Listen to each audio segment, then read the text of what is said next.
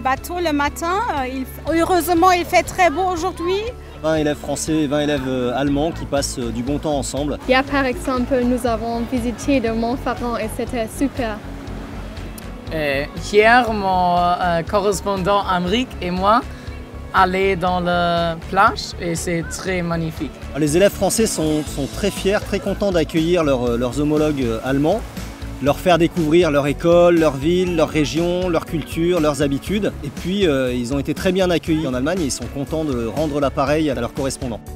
Nous avons lancé un projet Erasmus+, que nous avons commencé en septembre de cette année scolaire, qui unit 5 établissements en Allemagne, en République tchèque, en Italie, en Slovaquie et en France. Les élèves sont partis d'un simple constat. Nous sommes tous européens, on le sait. Mais est-ce que nous nous connaissons vraiment? J'ai trouvé ça intéressant parce qu'on partait dans d'autres familles.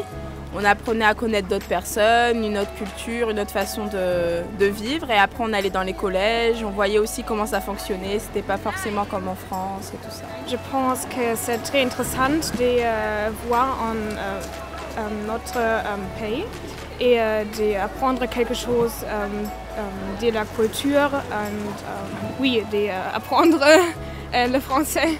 On a travaillé autour du thème de la nourriture. On a vu la fabrication du chocolat en Allemagne, les élèves allemands ont vu la fabrication de l'huile d'olive en France. On a fabriqué de la tapenade ensemble. Et puis quand ils étaient en Allemagne et maintenant les élèves allemands en France, on leur a demandé, comme travail en commun, de faire des petites vidéos sur le thème de la nourriture. Alors certains nous ont montré des recettes sur les habitudes alimentaires entre les deux pays, l'Allemagne et la France. Je pense qu'il y a aussi ce multiculturalisme, donc finalement multibilinguisme avec les Slovaques, avec les Tchèques, avec l'italien. Certes, l'allemand c'est la langue vecteur, donc c'est avec celle qu'on travaille ensemble.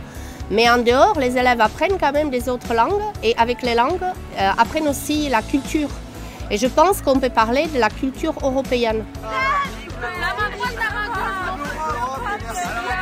L'Europe et merci Ukraine.